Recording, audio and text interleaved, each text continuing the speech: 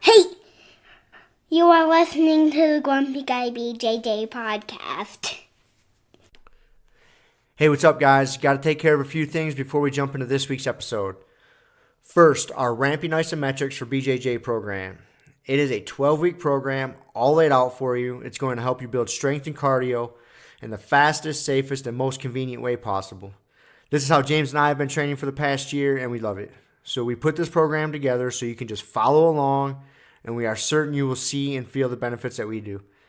It's only $15. Just go to grumpyguybjj.com, click the drop-down menu in the upper right-hand corner, and you'll find it.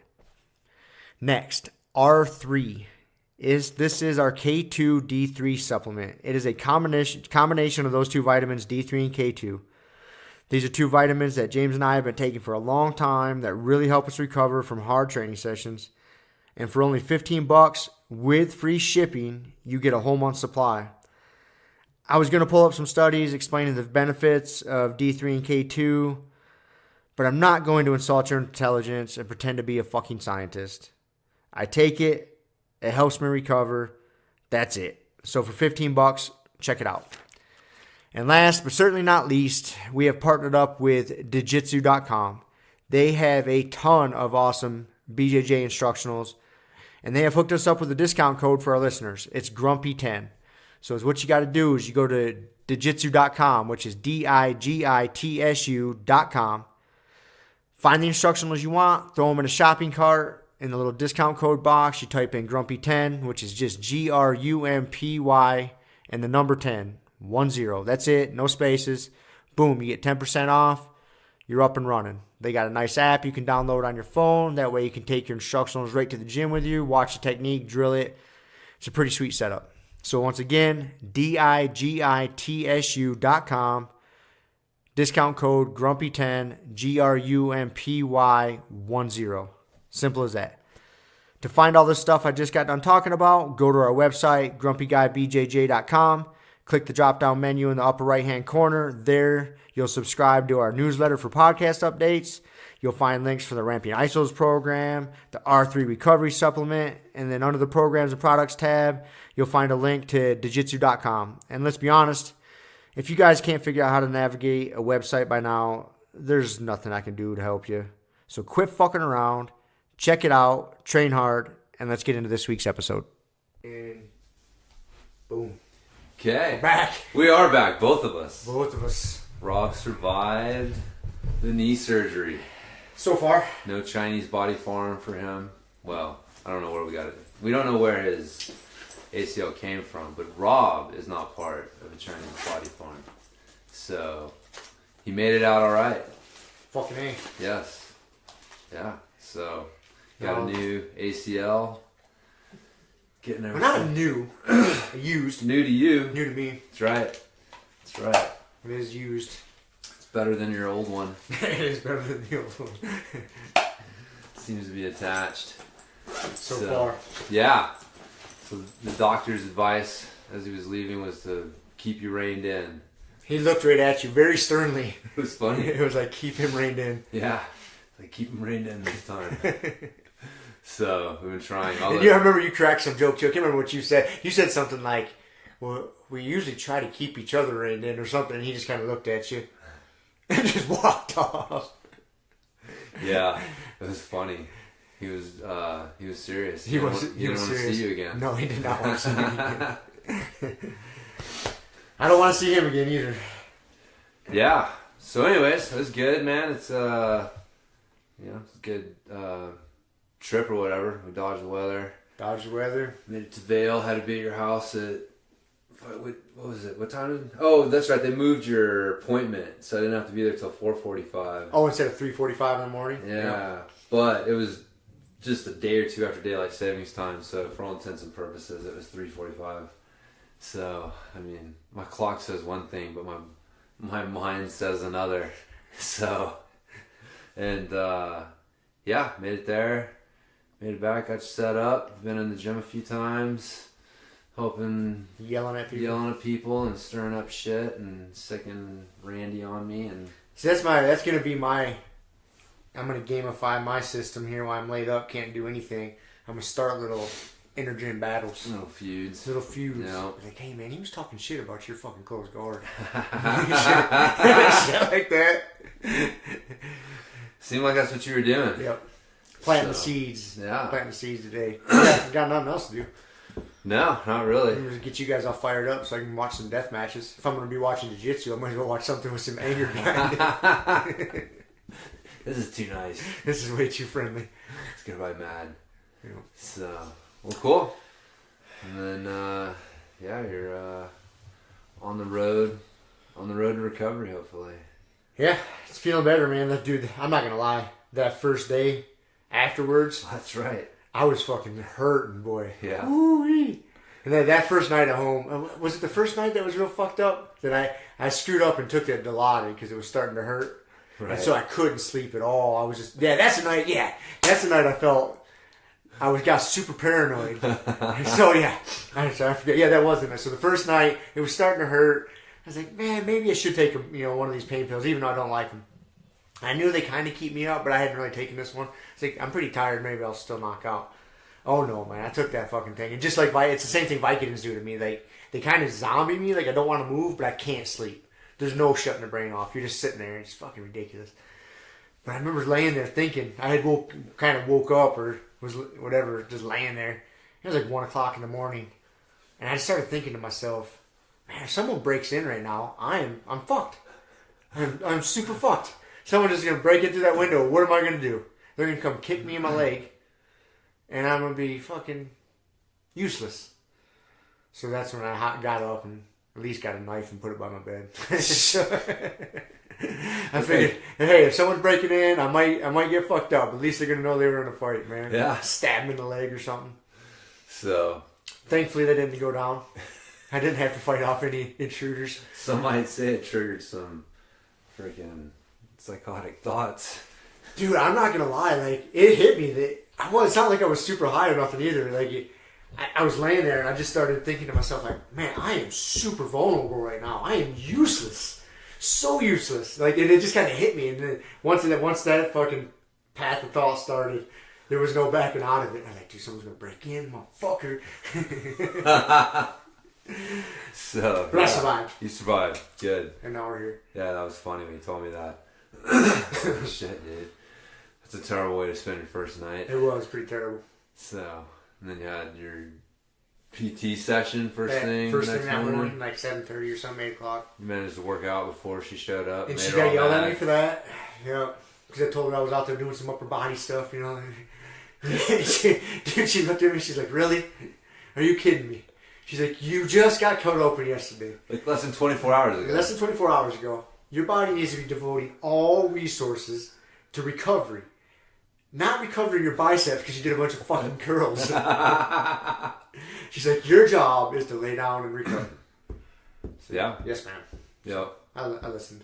I know. You showed up to Grumpy Guy today, though. You're doing what you could. I was doing some ramping flexos.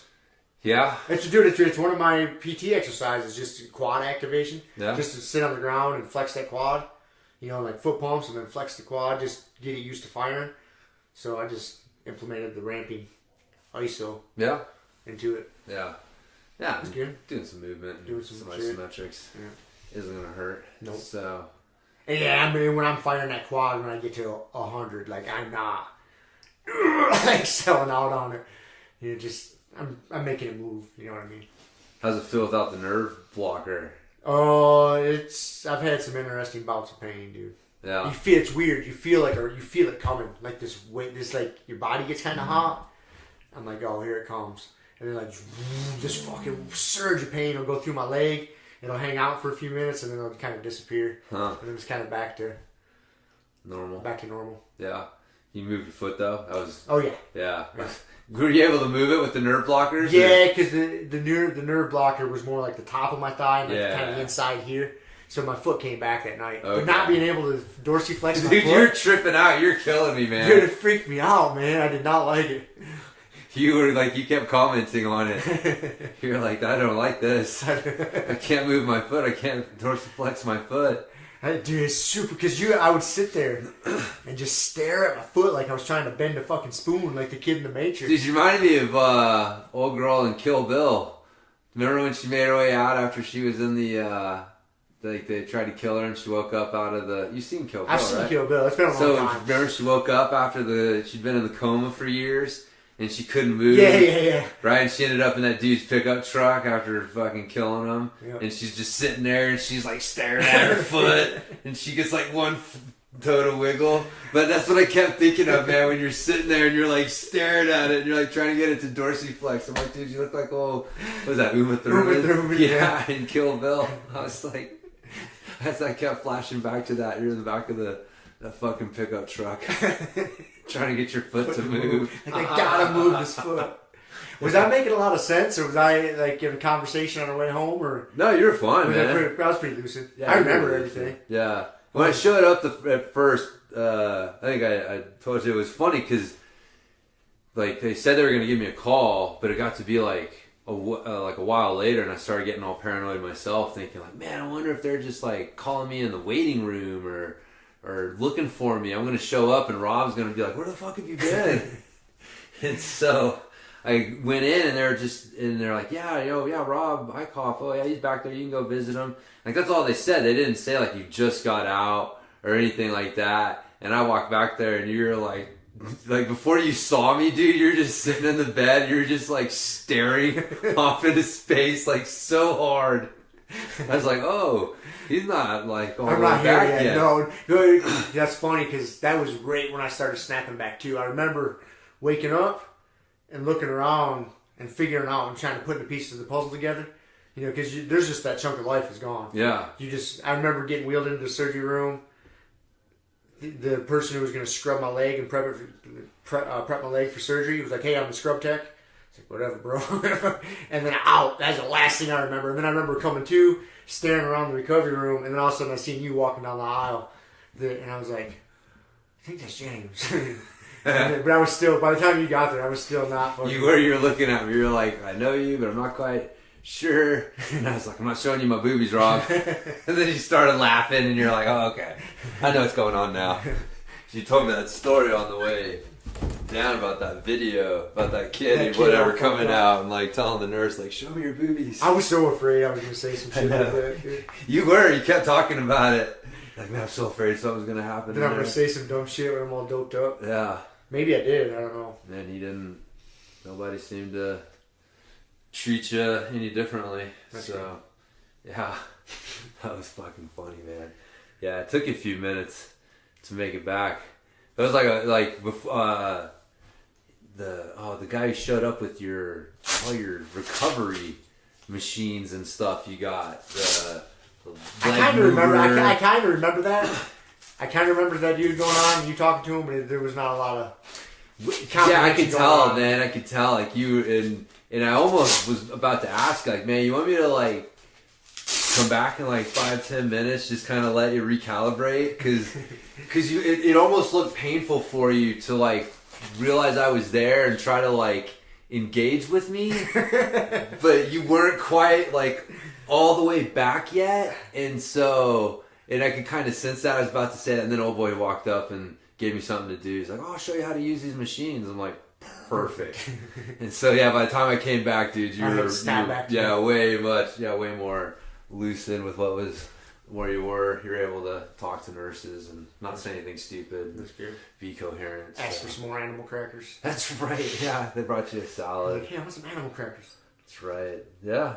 It's cool. That place is impressive, though. If I get my knee messed up, I'll probably want to go there. Let's hope you don't. Yeah, I don't want to. No. It's not my plan. I'll drive you, though. I think I owe you one. Thanks, man. Yeah. Yeah, so now you got the recovery ahead of you. What is it again? Like, how long till you're... I think last time, it was like 9 months before I was back to live rolling. And that was still being kind of selective. You know, not rolling with big gorillas and shit. Yeah. I think. I don't remember, but roughly 9 months. Yeah. So, for a long road, figure it out. Well, that's right, man. At least you're on the road. Yeah. So, there's an end to it. There's an end to it. That's what makes it bearable. Yeah. Well, that's that optimist thing, man. You It's got not a problem, forever. you got a solution. Yeah. Yeah, and in the meantime, you can stir up shit at the gym. Fuck yeah. So, start some rivalries. That's right. Yeah. That was funny. You know, like, James, told Randy, you're talking some shit. You done taking it easy on him. And I wasn't quite putting 2 and 2 together, like, because I thought Randy was done rolling. And then, because I was going to see if Kelly was going to roll with me, and she's like, I think Randy's rolling with you. And I look over and he's putting his belt on. I was like, all right. And I could tell, though, it was like, whatever, you guys did. Well, Ray when I can't remember who you were just rolling with, and he was beating up Kelly or something, you know, so he's just kind of monkeying around. And when he got done, I seen he was, you know, like warmed up and fresh. I was like, hey, go fuck James up. And he just smiled at me. He's like, all right. He's like, done deal. It didn't take a whole lot of it didn't take a whole lot of convincing. No, I know. He enjoes it. He does enjoy it. He enjoys it, so doesn't take a whole lot of convincing. Usually just slapping hands. Yep. So, and he's convinced. Eye contact. Fuck somebody up. Just eye contact. Yeah. Like, oh, you're getting fucked Got up. around for me? Oh, yeah, okay. That's it. So, anyways. That's good. Yeah. So, anyways, you got any notes or anything? Sat around your house? No, any dude. deep thoughts or? I've been watching a lot of instructionals. Yeah, I've been watching I've been watching the Wagner Roach, the new one he put out. Yeah. I broke down. I'm like, yeah. It's kind of cool. Yeah, I mean, what is it? He calls it his like float passing system. Okay. The first half, so to speak, is all about like kind of the knee cut and different things he does with the knee cut. Yeah. And then the second half gets into his float pass system, which is very similar leg. It's kind of like if you're going knee slice and then you redirect back the other way to like a leg drag position. Yeah. Kind of is the best way to explain it. Okay. He talks about that's how he likes to pass the guard against people who are real leg attack heavy. Yeah. So yeah. I was like, oh, that'd be a good one. Right. A good one for me to watch. Yeah, no, it sounds interesting. I finally finished the Danaher triangle. Whatever you want to call Encyclopedia. it. Yeah, encyclopedia. 8 videos. Yeah, it was well like 8+ hours of stuff. And some of them, and on my phone I don't have the ability to play them at like a faster speed. I don't know if there's a way to do that, but on my computer I can watch them at like 1.5 or 2 times regular speed, so it's not that bad. But I watched the bulk of that one on my phone, so I invested all 8 hours with old John. I got a little phone. Yeah. And the best part though is when he started calling arm bars jujis. I was like, oh my god, dude. It's fucking, I've never imagined that you could call an arm bar a juji. Just like for John Danaher. Yeah. And you wear a rash guard 24/7. That's right. Just kind of goes with the program. You're the smartest guy in the room. You can say what you want. Yep. So, but yeah, it's good. I like it. It's been it was funny. It's frustrating at first because like kind of some of the ways he finishes the triangle is a little different than some of the more traditional, or just I don't even know if it's different. Just either or the way that he's explaining it is and going about it. But I was telling you today, it was like the epiphany for me was that it's, you know, not like trying to shoot the hips up, and it's trying to roll over your shoulder and doing that, like, you know, because you got to invert and roll, and you know you're coming over your shoulder, and so you're getting that angle and you're stretching them out, and you're able to kill their shoulder, and yeah, once I kind of made that click and started seeing that more, it's like, oh, this is how triangles are supposed to work. So it's interesting. And I mean, you wonder if he came up with that due to his limited, you know, mobility, because his lower half of his body's fucked up from, you know, knee surgeries and rugby and stuff. So like it doesn't move real good. Yeah. So I wonder if he. Man, I gotta be honest with you. His fucking legs move pretty good for a 50-something-year-old dude with hip replacements. Yeah. I mean, he's. Yeah. I think his ability to move is probably more compromised standing. Okay. And under load, maybe. But like he's got good dexterity. He's got pretty good dexterity with his legs. I mean, it's not freakish, but it's not like super limited. Stiff. Okay. Right. But even then, though, it's not like. But that is his whole thing. Is that it's all about the angle. It's not about leg length.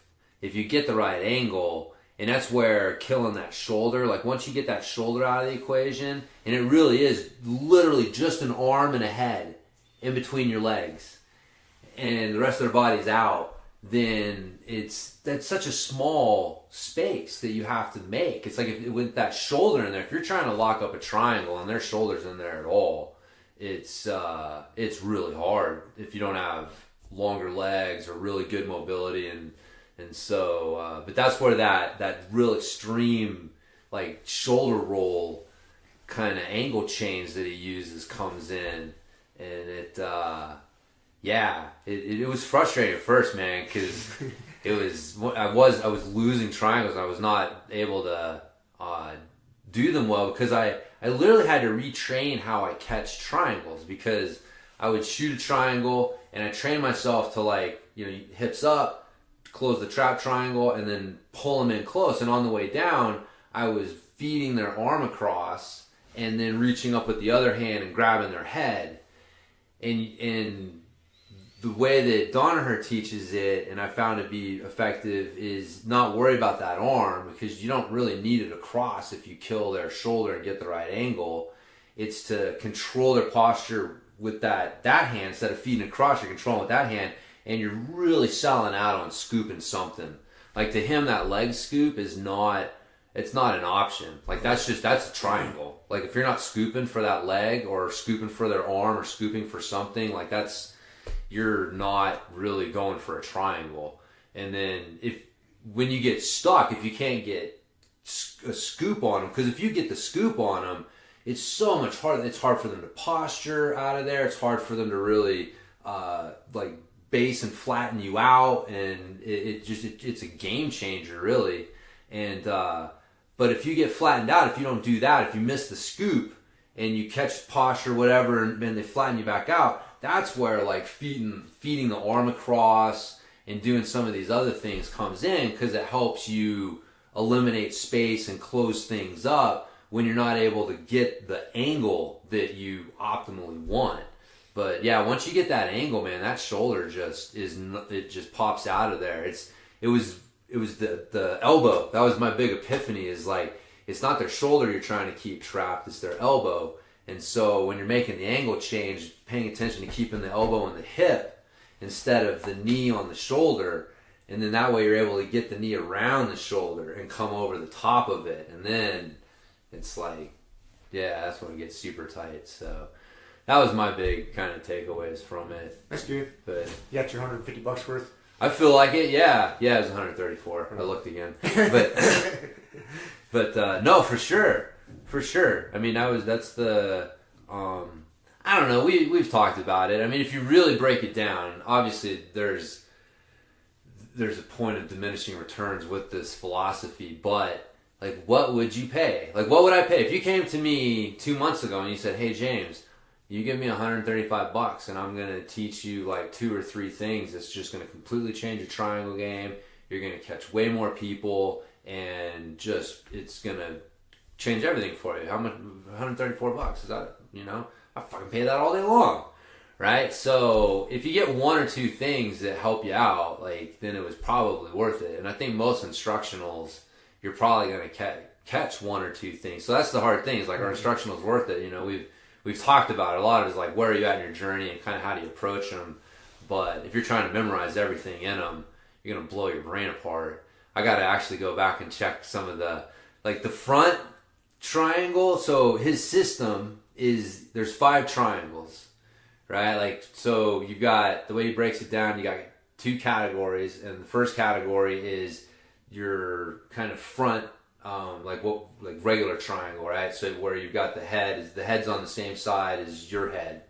And so you got your head and arm through the legs. And so you've got your front triangle, which everybody knows. You've got your reverse triangle, which is, a lot of people know from the back attack stuff.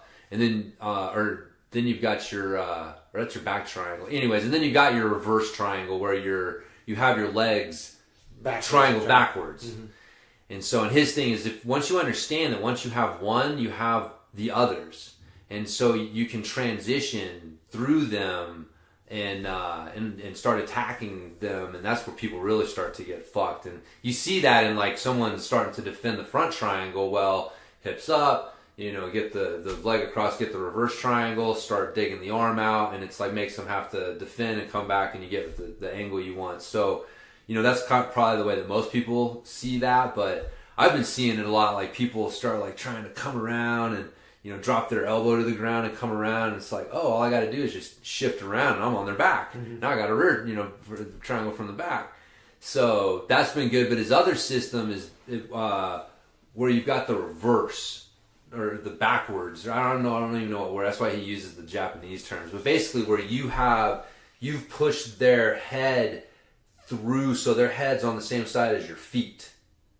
Oh yeah, so like when you snatch up from bottom side control. Exactly. Yeah, that's one that most people probably know, where you catch somebody from bottom side control and a triangle from there. So their feet are on the same side as or their legs, their head's on the same side as your feet, and their feet's on the same side as your head. So that system there's two triangles basically, whether you're wrapping around their neck or whether you're wrapping more around their shoulder. But again, you've got two triangles from it like that, and so I've been trying to work on incorporating those more because people don't expect those, man. I got decent success with those. Yeah, I gotta. Side, I'm gonna have to pick your brain some because I was trying to I was drilling that today. I've been like molesting white belts trying to figure it out. It's like I feel bad for them sometimes. Like we'll be rolling and I'm just like, I can't figure out how to get my legs and get it, and it's like they're fucking just, their mind's blown. They don't even know where they're at, and it's like, all right, I gotta let go of this. I can't just keep rubbing my nuts in old boy's face here. So I want my toys to keep playing with me. But and I was trying to drill in today, and I still was like, so. Anyways, it was one of those. I thought I understood it conceptually. And then I went to try to apply it, and it's like, no, I really didn't. I always called it an upside down triangle. Yeah. Because it's really what it is. That's the way I think about it. And once I was able to think about it being an upside down triangle, then I started seeing it more.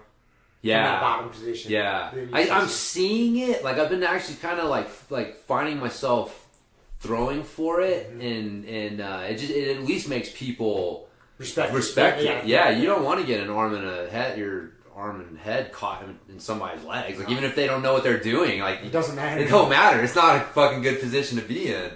So that's what he was saying, that triangle, they're more popular in judo because it's a good pinning.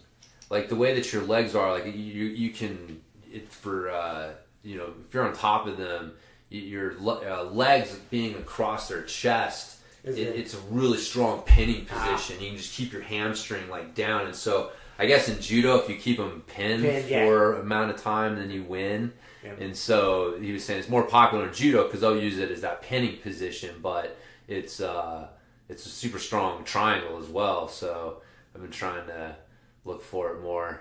So that's good. Yeah, it's fun. It is fun, man. Yeah, triangles are fun, but man, both the back attack one and the triangle one. I mean, I'll probably end up getting like all of his. You gonna get the Gordon Ryan guard passing one? Man, I might. I mean, it'll be I bet you there's some good shit out there. I bet there is, man. Yeah, I'll pick up one or two things, and I'm really trying to work on that more. Like, I really, it's one of those things that I know is there, but every time I try to like go there, I just get like all screwy, like just getting like using like more of my arms to post. So Donaher actually had a good post on Instagram about it, where he was talking about with passing the guard, if you're the guy on top, a really important thing for you is base. You have to maintain some sort of base, because if you don't, you're going to get swept and disrupted, and you can't do what you want to do. And he's saying in the beginning, most people work on a kind of a static base, where they're, doing kind of, but as you progress, you have to learn how to use more of a shifting, fluid, dynamic base. So as you start to get moved, you're able to shift your base to accomplish what you need to, and then shift again. And so it's like, it makes sense, because I can totally see that. It's like me trying to do my fucking shoulder smash pass versus trying to do more of the leg weave, moving around stuff, which I'm trying to incorporate more. And because at first it's like, man, if I got good pressure and I'm low and I got my base and I'm gonna operate from my base and just shut down their movement and go from there. But then you run into people you can't do that to. Like, they can move. They're going to move you no matter what you do. They're going to move you. And that's where I'm starting to find myself, like, I get caught and I'm starting to realize, like, oh, this is kind of that evolution. Like, I got to learn how to use that more dynamic base, shifting, moving, passing.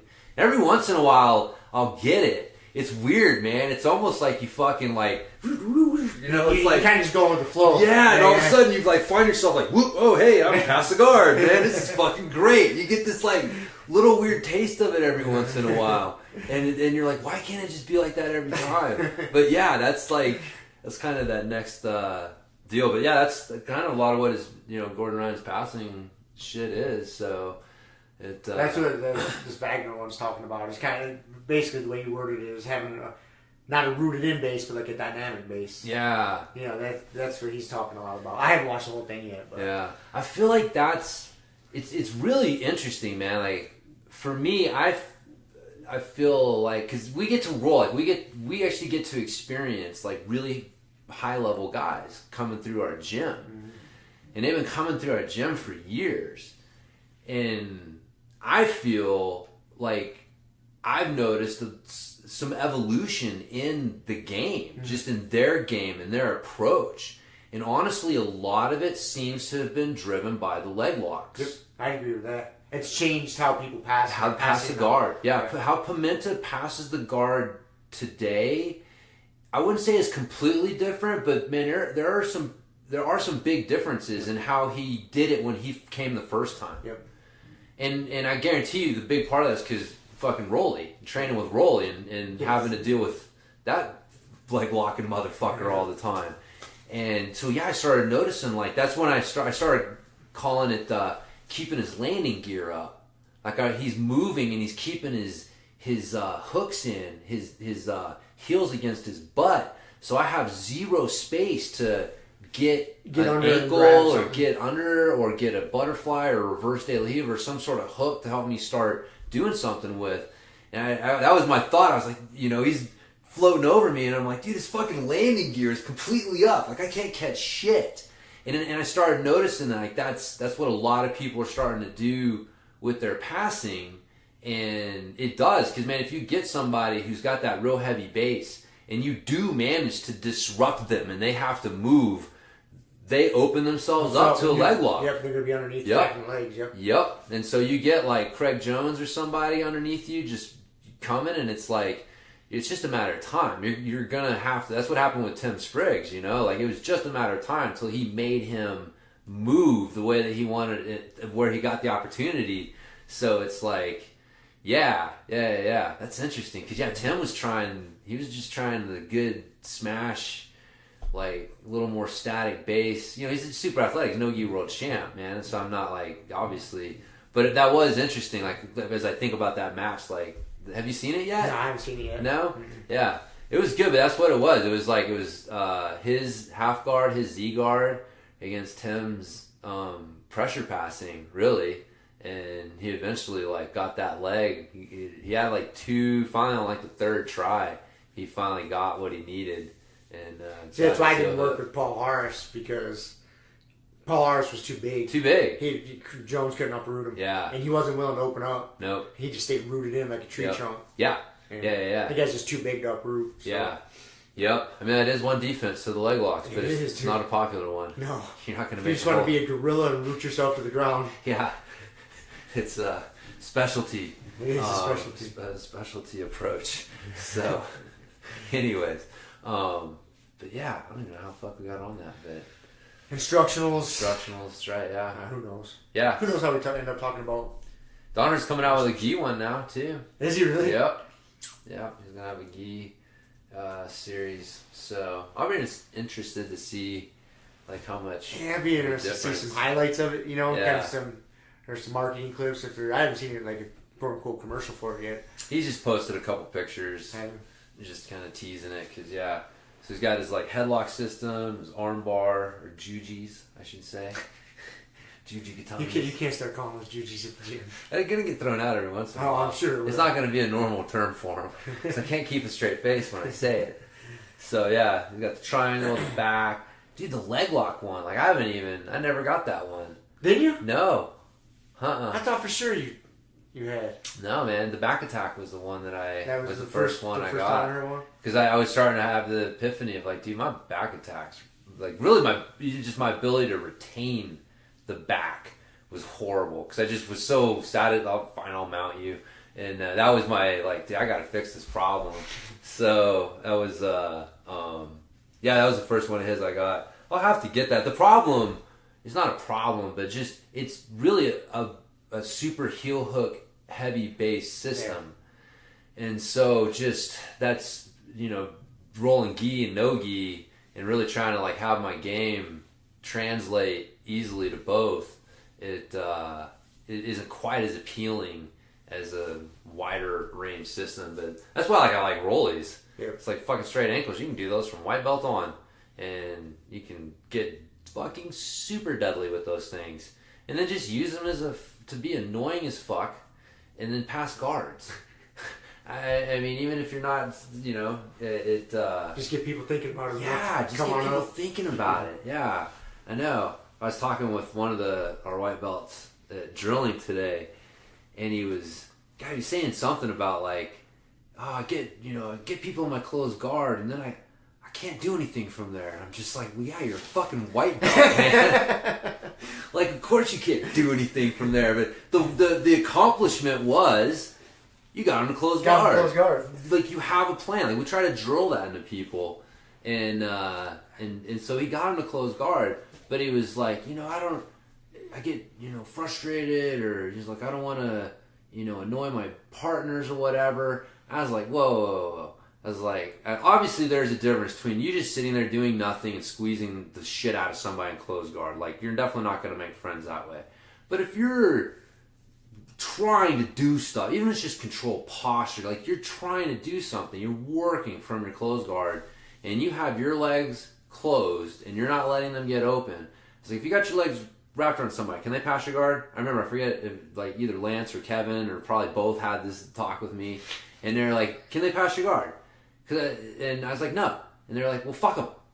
Like, there you go. Mm-hmm. So, like, don't worry about it. They need to figure out how to open your guard or not let them get your legs around them. And I remember, because, we had, old Nick Hinney and fucking Arlo, and those wrestler dudes would just kill me. My only hope was to get closed guard on them. That was the only hope I had. And so I would fight like a motherfucker to get to close guard. And then when I got my legs around people, they were not getting open, man. I remember being frustrated by that on more than one occasion. Yeah, but I was like, fuck them. Like, you're not passing my guard and I'm not getting smashed. Because, like, what's a white belt's number one concern? Not getting smashed. Right. Yeah, side control, mount. Yeah, bigger problems than like, I got someone in my closed guard and I can't figure out what to do. And so I was like, yeah, man, you just gotta do it. Like, you wanna, in my opinion, I think if you come out of being a white belt with a reputation of do not let that person get their legs around you, it is gonna be hell. You're probably doing something right, and you're setting yourself up for good things as you progress. And so, but like having that thing, and to me, I think that, and if you could get with that, and you get good with your straight ankles, man. If you got a good closed guard and you got a good, I think the single leg X game and that comes from the ankle locks, it's more that than like the ankle lock. But, you get people thinking about ankle locks, they're going to approach. They're going to behave a little differently. Right? And it gets you using your legs. Like, that was the other thing that we were talking about. He was talking about, like, man, I don't feel like I get my legs involved enough.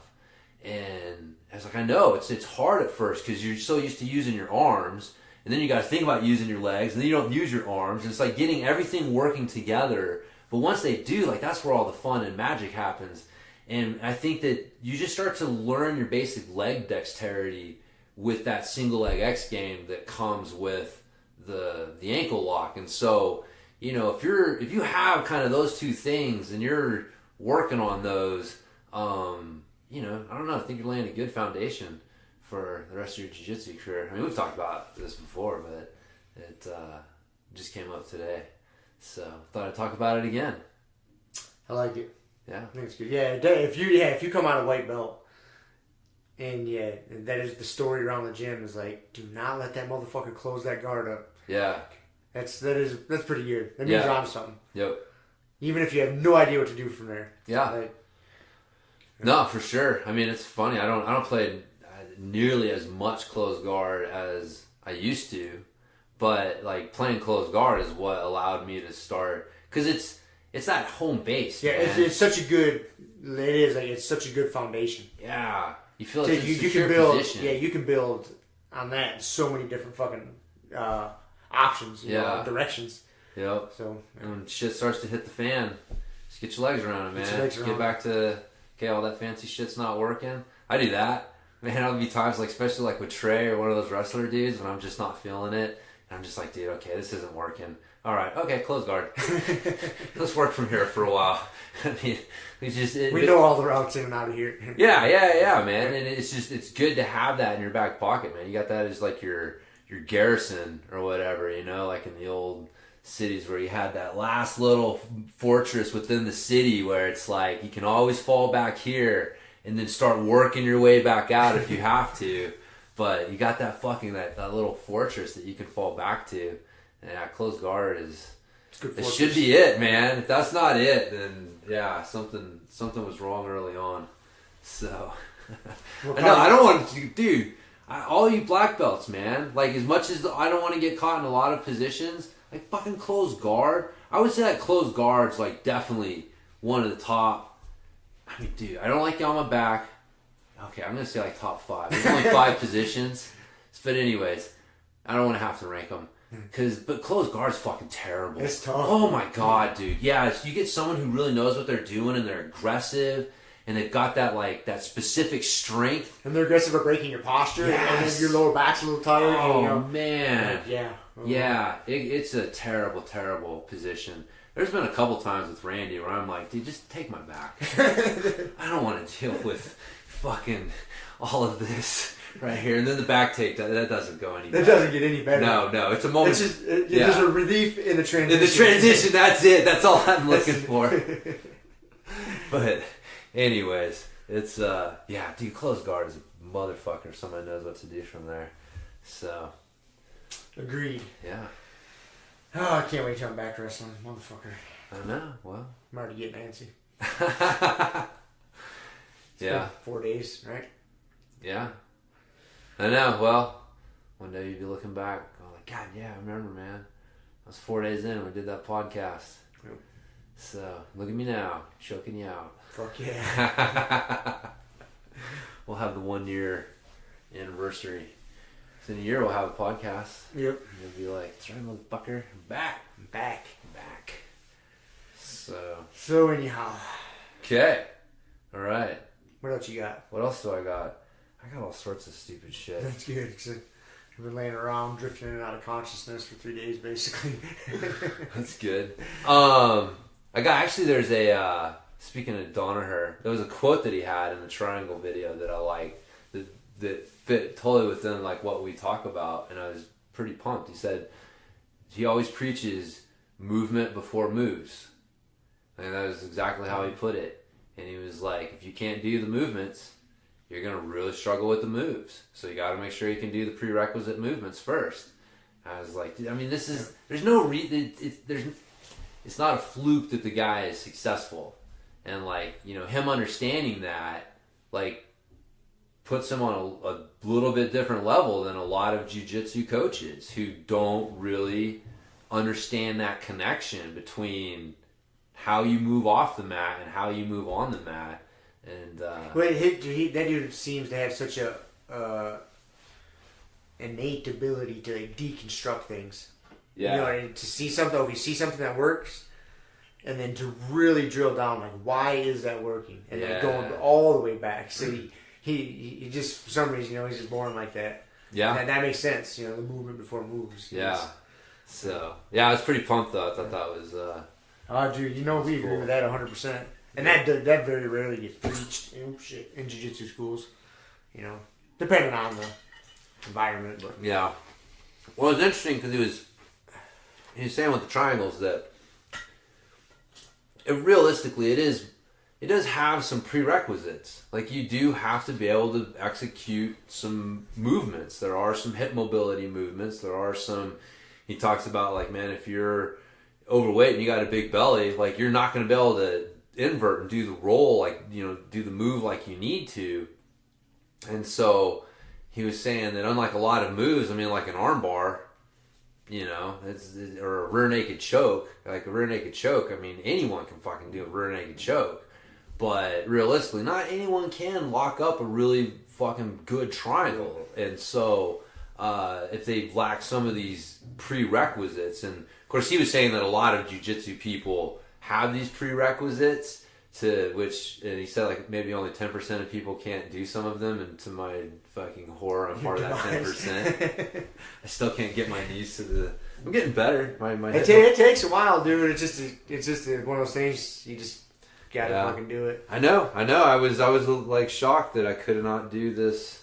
Like the double pigeon, like yeah, kind of. Well, he just it's kind of like that, but and then you're doing it, and Angela's doing it. I don't know if Angela pulled it off, but then I'm like, holy shit, I am the 10%. So, but yeah, that's what he was you know, talking about, and yeah, it is like sometimes your ability to your problem doing a move, it's not a technical understanding. Mm-hmm. It's just. You just don't have the body awareness. You don't have the mobility, something, and that's where just like not worrying about, like you gotta address those things, and then just get the fucking reps in too. Sometimes people can overanalyze shit. That's why I learned. I love jiu-jitsu, man, because it really made me a better coach. Because I learned that the value of the term, or whatever that means to you. So like, here's how you do this move: step 1, step 2, step 3. Okay, so go ahead, all right, break up, let's do it, or, you know, whatever that means to you.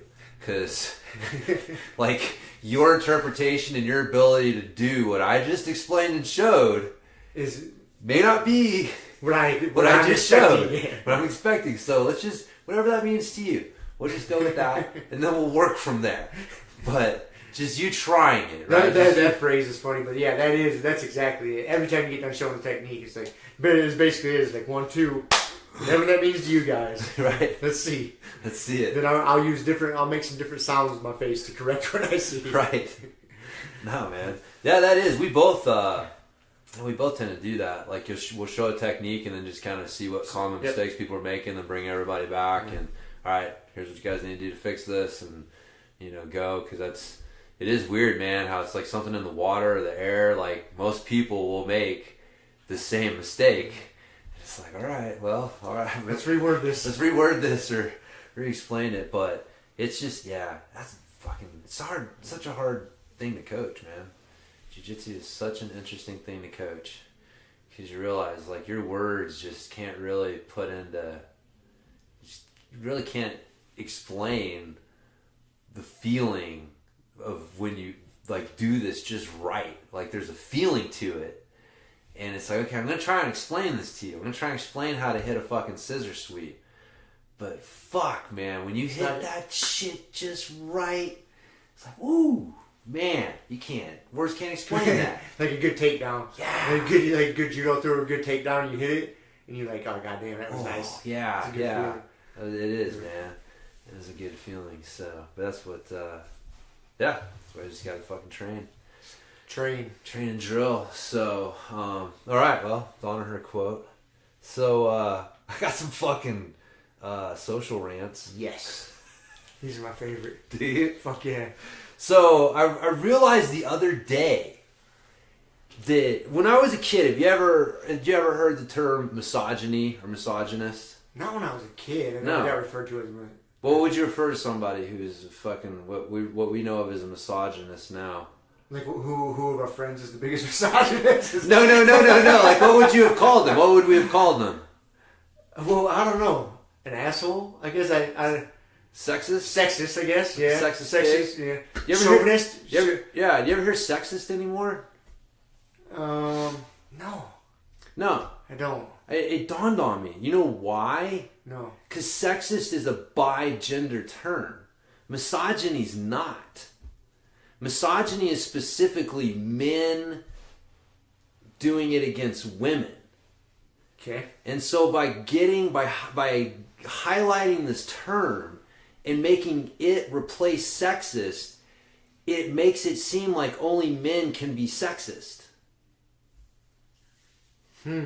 What got you thinking about this? I don't know, man. Did something set you off? I can't remember. Well, it was International Women's Day recently, and that just fucking set me off. I had to unfriend people based on shit they posted on social media. I was fucking livid. I was like, get the fuck out of here. That's fucking awesome. What were some unfriending posts? Oh, well, they weren't like friends. That's the thing. Like, most of my social media friends aren't friends. They're just like fucking people. And I told you about the one. This was hilarious. This would be a good story. Fucking International Women's Day pissed me off. Sorry. I love women, man. Like, obviously, I'm married to one. Oh, I'm going to dig into this more, but please proceed. This is fucking great. So, one of the posts was this girl who posted something. I told you the story. This is fucking outrageous. Fucking outrageous. She posted a picture of her and her mom, her two white ladies, and she posted and said, like, I want to say how happy I am for all of the great women in my life, and blah, blah, blah, women. But she spelled women with an X, WOMXN. You told me this. I remember this story now. That's right. Womexman. Yeah. And, of course, she did it enough times where it's like, this isn't a typo. What the fuck is this? I gotta check the comments here, because you can see there's a fucking lot of comments. So I check, and I'm able to piece together that she's like, well, some women don't feel included by the term women. So we have to use Womexman so that it's inclusive of all women. Like, literally, man, literally. This is how she's explaining that how this goes. So somebody comes on, right? And this is where the fucking best part is, right? So she's virtue signaling to a call-out community, and then she gets called out. That's fucking awesome. She gets called out because she posted a picture of two cis white women. Basically, two straight white women. Her and her mom, right? Her and her mom. And using this term Womexman, and talking about, like, how happy she is to have all these women, and that it's just, it's not sensitive for her to talk about this and then post a picture of two white women. And she fucking backed down. She agreed. She was like, oh, I'm so sorry. I never even thought of that. I'm going to be more sensitive in future posts and make sure that I'm including more women of, other sexual orientations and races and stuff and blah, blah, blah. And I was like, oh my God. Like, the fucking world is going insane right now, man. Going insane. Absolutely insane. So that was an unfriending. Like, I had to fucking stop. I was like, I can't take any more of your posts. No. Like, you're done. So Womex, huh? Womexman. WOM. Drop the A. Yeah. WOMXN. XN. Yeah. Womexman. Apparently, some women don't feel included by the term women, and that is unfortunate. Dude, it is insane. Like, the whole weirdness of it, right? So, like, according to the way that these people think, this is where shit gets fuzzy, right? Is because it's not gender based anymore. It's not like there is no gender. You are just what you want to be. So if and I think I've talked about this before. Like, that's at odds with things like women's rights, because that's based on you being a woman, and it's at odds with gay rights, because being gay is you liking the same sex. I'm an XX. I usually like XYs, but I don't. I like other XXs, or vice versa, right? Like, that's how you define. So if you're gonna and so if you're a gay man, and there's a woman who says that she is a trans man, she identifies as a man, she's a trans man, still got all her girl parts, you won't have sex with me? Well, you're a homophobe. You're a transphobe. Like, that's how this works. That's how this works. And because we got talking about this, because the other thing I got down here is the transgender thing. because again, like, having transgender women who used to be men, especially went through puberty as men, able to compete against biological women is insanity. It's fucking insanity. Insanity.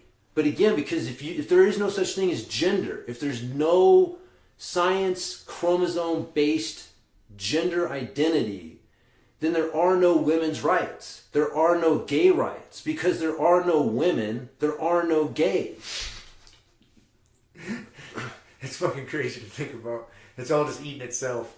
But it's not going to eat itself. It'll just get more and more ridiculous. Man, eventually the problem is most of this is being driven by the fucking super far left trans activists like that. Like, they're the ones who are driving this train off in a crazy town, man. Because, like, gay people and women, like, this isn't their beef, man. Like, this isn't it. But what happened is you've got disenfranchised groups who feel like by banding together we're going to be more powerful, even though our in-game interests are diametrically opposed to each other in some ways. And so what's going to happen is eventually it's going to, like, eat itself. I think it's going to, like, it can't keep going, man. It can't keep going. I think the transgender women who used to be men competing against women, like, that's going to be the straw that breaks the camel's back. I think it'll take, like, a big organization to stand up and be like, this is absurd. It ain't going to take too many dudes, too many dads watching their little girls getting beat by dudes, or, like, losing scholarship opportunities and things like that, because for there to not start being like, this is horseshit. I am not anti them, transgender, whatever they want to be, whatever you want me to call you. It's like, Martina Navratilova said it best, man. I'll refer to you and treat you however you want me to. I'm just not going to compete against you.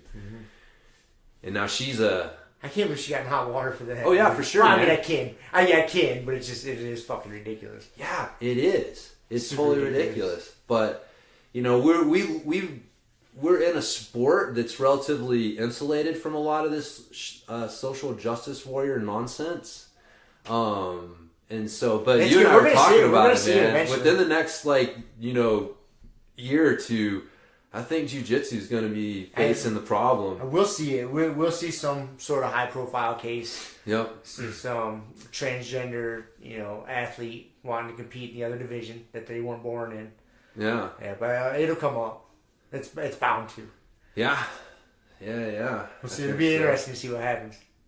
It will be. It'll be interesting. I don't know. I think it's madness, man. It's unsustainable. Well, like we were talking about there on the drive back, like if I was at a tournament coaching one of our females, and some transgender dude who is now identifies as a female happens to walk up out on the mat, dude, I'd tell our female not to compete. I'd be like, it's up to you. But if you're asking me, like, no, it's not safe. Yeah. I mean, if that dude just wants to slap a fucking wig on, some makeup, and say he's a chick, and he's gonna come out here and just ragdoll you. Well, dude, I'm not gonna put you in that position. Man. Yeah, even if they go through the whole gender, reassignment thing, and they're on hormone suppressants and stuff, it's not the same thing. It's not the same. Man. You went through puberty as a guy. It's not the same thing. Yeah, your meat sack is fundamentally different, this came. There was a good article on the testosterone.net, T Nation. It was called "Are Transgender Athletes the Death of Women's Sports?" And they had a lot of good points. And the good thing about T Nation is, man, they got their science down. Like, they definitely dig into that shit. So they had a lot of good science that they looked into. And the craziest thing was that nano whatever, however they measure, like, testosterone levels, the level that a transgender athlete has to keep it below is still 2 to 3 times higher than what a natural woman produces. So it's not even Like that, even that's not the same fucking thing. Even though they're like super low, so that you're not getting like a shit ton of, when you're talking like 3 versus 9, your performance benefits aren't the same as when you're talking like 30 versus 90. Right, so it's not like, but it's still there. You're still competing at a supranatural, abnormally high testosterone male hormone level, and you got a fucking meat sack and bone density and all these things that were, that were formed in puberty, and it's not the same thing. Yeah, I'm with you, man. Like that's because you just never know too, right? Because like the thing, especially in like a combat sport, that was the thing. That's right. That was the point that we were talking about. A lot of these people and a lot of these sports that they're talking about, they're not combat sports. So like even like Joe Rogan's talked about that. Like it's a fucking huge difference between riding a bicycle or lifting weights than trying to like, physically hurt each other. Yeah, punching someone, kicking someone, like doing MMA, boxing, wrestling. Yeah. Where you're in a combat sport situation, totally different. It's not the same thing. No. And so, like, can you imagine, like, some, dude wrestled all the way through college, and then at 40 years old decided he's a woman and he wants to start taking up jiu-jitsu. Yeah, signs up for Masters Worlds and shows up as a 135-pound female purple belt. Like, that's not cool. It's not cool, man. That's not cool. And yeah, I don't know. It's gonna get crazier before it gets better, but it's getting crazy out there, man. It's so ridiculous. Well, think about how many. I was just thinking about when we were talking about this. How many episodes we bring up something ridiculous like this? We brought this up last week because I had to fill out that form that when I just said sex, male, female, and then in parentheses it said gender at birth. Yeah. So we talked about this nonsense last week. We're talking about it again today. Dude. We've talked about it. Several episodes we talked about some sort of nonsense like this. It's just weird, man. I don't understand why it is so hard to I almost like Joe's theory that this is just the height of the Russian troll farm shenanigans, and we just took it way too seriously. Because it just makes no goddamn fucking sense. Like, how hard is it to just say, like, man, you're a man or a woman, and if you want to change that, that's fine. But there's chromosomes in you that determine a lot of shit, and like, why is it just it's mind-boggling. So anyway, we all know, everyone knows, but it is fucking mind-boggling. We're fucking locked in. So, but anyways. Back to the, circling back to the sexist thing. So I just want you to keep that in mind, man. Okay. I'm going to start refusing to use that word. It's sexist. I'm not going to use misogyny and misogynist because we're just playing into the PR battle. How often do you say that word anyways? Dude, it is thrown... Well, I don't. But I'm just saying, you hear it a lot, man. It is insane. It's like one of those... It's, fun to say. So people just find reasons to say it. It's like, ooh, misogyny. Right? You know what I mean? It sounds kind of cool. It does. If no one told you that it meant something bad, you'd be like, oh, that's kind of a fun word to say. Misogyny. Ooh, I'm a misogynist. And then they tell you, no. You don't want to be one of those. Oh, no, I'm not. I am not one of those. That's too funny. But, what's wrong with just being a sexist pig, man? Let's just go back to being sexist pigs. No, I offended somebody. So you never know. Pigs? I'm sure. The pig humans? The pig humans. In the fucking farms? The hybrids. The chimeras. The chimeras. Dude. They got rights too, buddy. No, they don't. See, that was the whole thing. Remember? There's human rights, but there's no alien rights. So an alien is anything that's not naturally of this world. I don't know if that's true. I just fucking made that up. Sounds like some Alex Jones shit. Because then a computer would be alien. AI, that can't be it. AI would be alien. Anyways. I think it's a matter of perception. We're never going to have AI, so I'm not worried about that. Or AI's already here. Yeah, general AI. We're not going to be fighting it off anytime soon. No, man, dude, the more I think about it, because we're not just our minds. It's if you think about it, it's like, well, duh, right? You got your gut-brain axis, there's I forget what nerve it is in the heart that actually has neurons and axes, part of you've got all your Golgi tendon organs and all the proprioception things that allow you to feel where you are in space, and it all comes into consciousness. It's not separate.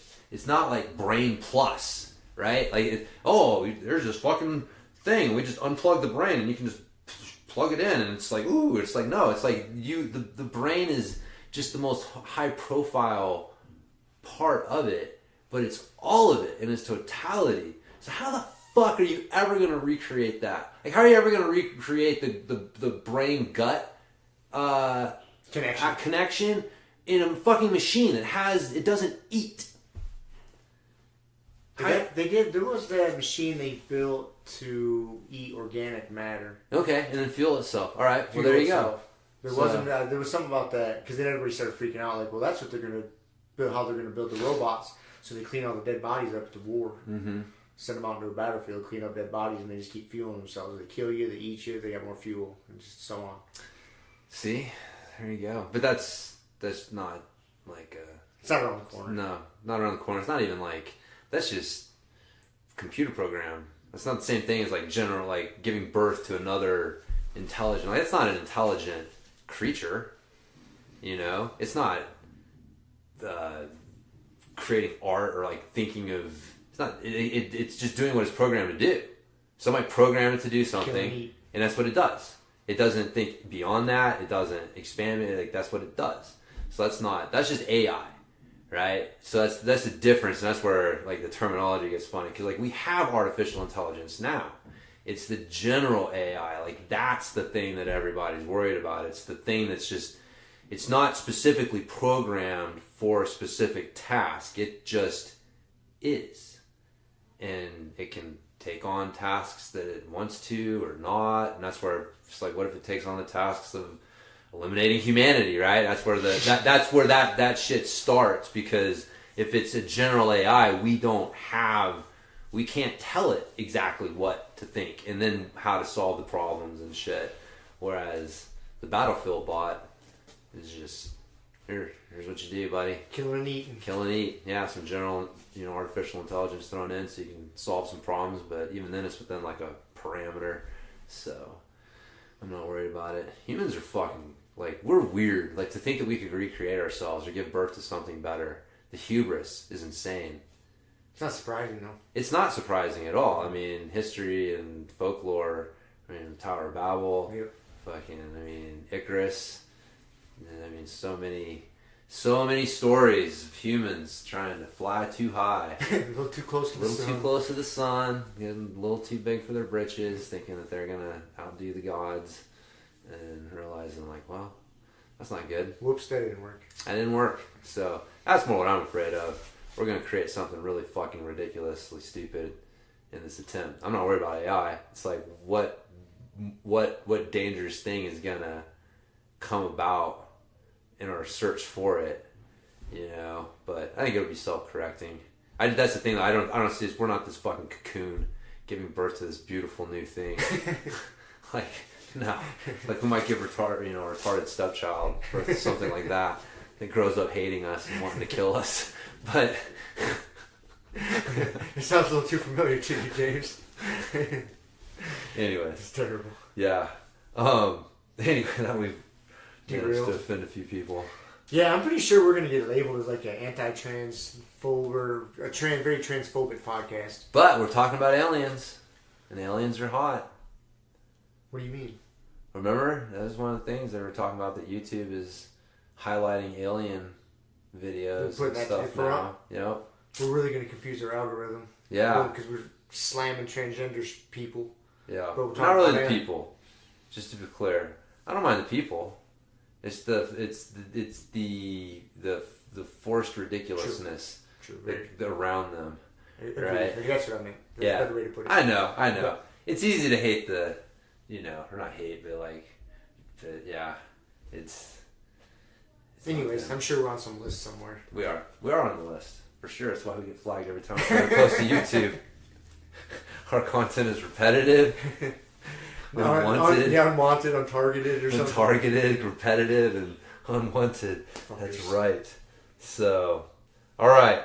What else do I got here? Okay, I got one more. You ready? Fuck yeah. Okay, so you know how we're always told that you have to see somebody who looks like you to encourage you to participate, right? Okay. Like if you're a black female and you don't see any black females in STEM, well, you're not encouraged to participate, right? So you have to see, this is one of the pushes of like why we got to have equality of outcome, not equality of opportunity, because we've got to push the number of faces that people are seeing of different things up, whether they got there on their own merits or not, because the theory is that by seeing more of these people there, you'll encourage more of people like them to participate, and so that's going to be good for everybody somehow, right? And so I was realized, like, dude, that is the most racist, fucking sexist mindset in the entire world. Right? So I'll tell you why. Okay. I'm watching ESPN and I'm watching Kyler Murray. He's a quarterback for OU, and he's projected to be the first round draft or first pick in the draft, and he's 5'10", which, 10, 15 years ago, you couldn't be a quarterback at 5'10". Lots changed. You can't just kill quarterbacks like you used to. Like you used to have to physically be able to take the freaking beating. And so the game's changed. Like Russell Wilson was one of the first quarterbacks. We had Doug Flutie back in the day, but he's 5'10", and he goes to OU, and I'm from Oklahoma. Don't have anything to do with OU, but Oklahoma, and I'm 5'10", almost 5'11", 5'10 and 3/4, but I'm in that area, and so I'm watching this guy, and I'm like, this is cool, like I can see, like, dude, I'm a 5'10" guy. Being a quarterback was never really a thought for me on a lot of different levels, but I was like, dude, how cool is it, like, all these 5'10" guys out there now are like, dude, I can be a quarterback, And so I'm like watching this guy from OU's 5'10" throwing, and I'm connecting with him. I'm seeing myself in his story. And then I had this thought, well, I'm like, wait a minute, am I supposed to connect with this guy? He's a black guy. Right? Like, he doesn't look like me. And that's when it hit me. Like, holy shit, right? Like, we're always told you're supposed to judge a book not supposed to judge a book by its cover, right? Like, what's inside a book? Stories. It's the stories behind people that you connect with. So it doesn't matter what you look like. It's like, what is your story? And it doesn't matter who you are. If there's an element in that person's story that you can connect with, then you're like, oh, yeah. Even though you're a girl, you're like, oh wow, that guy came from the same place I did and overcame a lot of the stuff I did, like, to get in that. I can do that too. It's like, why is it just because he's a guy, like, you can't connect with elements of the story? Or just because he's a different race than you, I can't connect with his story. I can only connect with stories of people that look like me. Right? Like, that's what they're saying. Like, you have to judge this book by its cover. The most important thing for you to decide about whether this person is encouraging you to participate or not is what they look like, not their story and how they got there.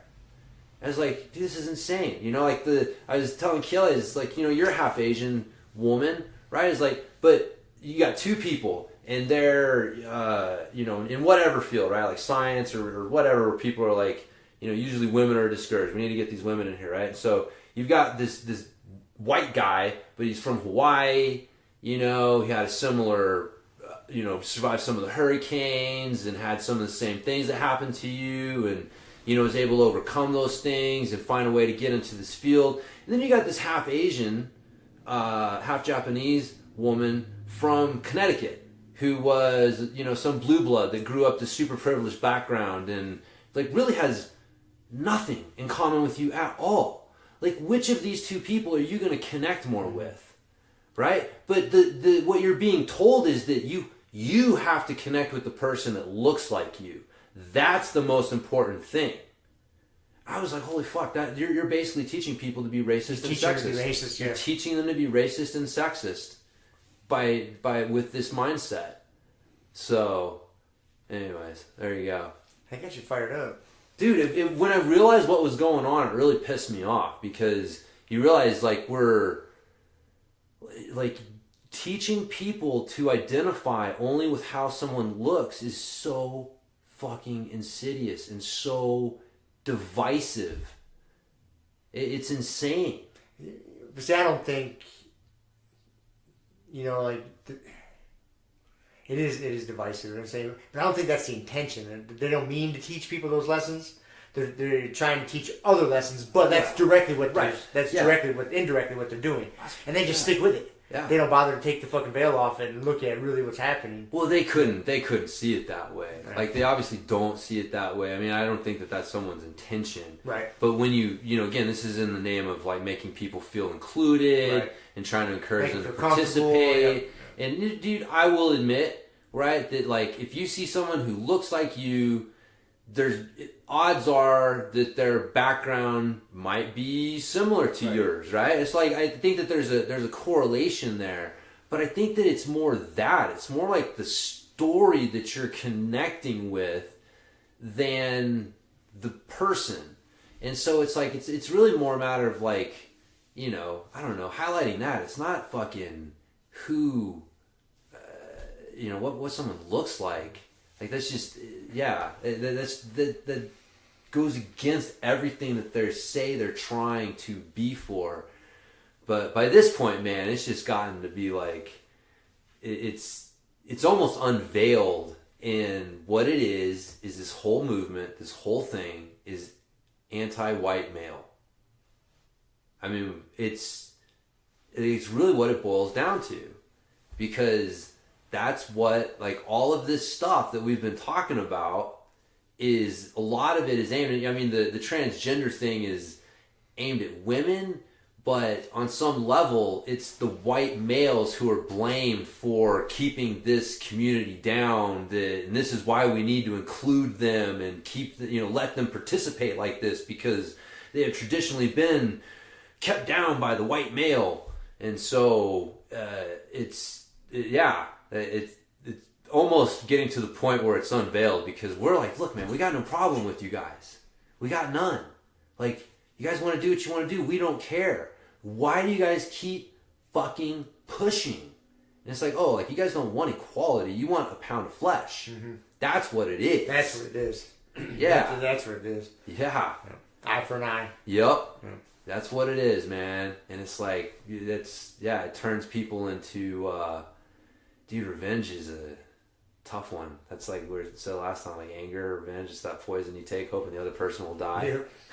It's exactly dude, how angry do you have to be? But so, anyways, so there's my that was my social rants. My social rants, man. They had you fired up. I like it. Yeah. It's funny. I had a couple good ones there. So. But so, anyways, I guess finish out something jiu-jitsu related. I've been training with my heart rate monitor, which has been really interesting.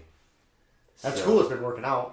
Yeah. And, it hasn't, like, hurt you or hurt your partner, fallen off, or gotten broken or anything like that, I will say Fat Adam made me feel it a couple times. I just, probably, I don't know. I just like to fuck with that guy. I was surprised. I on the Morpheus forum, when you sign up for the Morpheus app, they got a Facebook group, and so I've seen people talk about rolling in it, and I'm just like, and then there's inevitably someone who pops on and is like, "What? Are you kidding? Like, it's gonna move around, and someone's gonna get knee on belly and smash it in my sternum, and it's just this. I can't even imagine, like, heavy pressure from mount or something like that, and so yeah, I kind of thought the same thing, but I put it on and it works surprisingly well. Yeah, it's awesome. Yeah, but yeah, I got it running through the Morpheus app, so it kind of tracks my heart rate zones. It's got the 3, like, recovery and then conditioning and then overload. And dude, rolling, it's hard. It's fucking taxing on your heart. You think? The data's in. The data's in. I'm glad you solved that fucking mystery for us. I was glad to find out it wasn't all in my mind. It's but no, dude, you go into the red, like you go into your overload. What's your overload, like 180 or above 160 or something? Man, I can tell you real quick. Like, my zones, because that's the cool thing with the Morpheus app, is it'll adjust your training zones based on your recovery level, mm-hmm. and so it'll adjust a little bit from day to day. But my zones. So today my overload zone was like anything over 165. Okay. So it fluctuates a little bit. A little bit, depending on your recovery. Yeah, it's not huge, but a few beats here and there. But yeah, so like recovery zone for me today was like 100 to 147, and then conditioning was 148 to 164, and then the overload was 165 to 185. And yeah, I think I maxed out, man. It's I think I got up to like 181. Did you really? Yeah, probably going with Adam. And dude, I don't even know what I got up to with Randy. I have to check that one too. Yeah, so just seeing where the heart rate goes, and it is, man, dude, it goes into that high, and it's up there. So, and it stays. So the conditioning is it's interesting, man. It's like the hardest fucking interval session you can possibly do. Like if someone was to tell you to get on a bike and recreate that heart rate pattern, you're not gonna. It'd be fucking the hardest thing. You'd just be so bored too. Yeah, to mentally push you to keep yourself at that heart rate and then explode and then try to recover, then explode. Like you're not gonna do it. All right, you're hitting that conditioning zone. You're gonna hold that thing for the next 90 seconds, man. Go, come on, push. Yeah, you're not gonna do that. It's gonna be really tough mentally. Yeah. So it's like there's just the only thing to recreate rolling is rolling. Like trying to stop someone from choke the life out of you. Yeah, there's definitely things you can do with your conditioning program to manipulate some things here and there, but you're not. You're never gonna quite recreate. No, you'll get close. If you feel like you're gassing out on the mat and you're like your answer is I need a conditioning program, it's like no, you need fucking roll more. More time rolling. So most of the time there's definitely a time and place for conditioning, but I forgot who it was. I was talking to somebody, and I was like, man, that's just normal. And that's the other thing, too, with rolling. Just like intervals, the problem is as you get fitter, you push yourself harder. Mm-hmm. So, like, now I'm able to hit those high heart rates and, like, sustain them and keep pushing harder. So, it's like I'm fitter, but I just keep pushing myself harder. It's funny, you never feel, like, drastically fitter. You know what I mean? No, you just get different levels of tired. Yeah, it feels like this. I'm just like, fuck, just get tired every time I roll. From the first time I slapped hands as a white belt to my last roll today, like when I'm done rolling, I'm fucking done. So, must be my heart rate zones or something. But anyway, so that's cool. It's been working out though. Yeah, and then I told you the super interesting thing was the recovery. That we're always told, like, when you're done working, stand up, walk around, hands on, hands up, hands over your head. Yeah, big chest. Last thing you want to do is sit down, lean over, elbows on your knees, just hunched over. And I don't know who I saw it. It was one of the rare times I got something positive from Instagram. But somebody posted something saying, and he had a picture of a guy all hunched over, and he had a picture of a guy like, standing up trying to do the good recovery stuff. And he was like, which one of these athletes do you think recovered better after his round of intervals? And he's like, if you think it's the one on the right, the guy standing, you're wrong. And, went on to say that, like, actually your heart rate recovers faster if you just sit down and relax and And I had noticed that was the thing that freaked me out the most.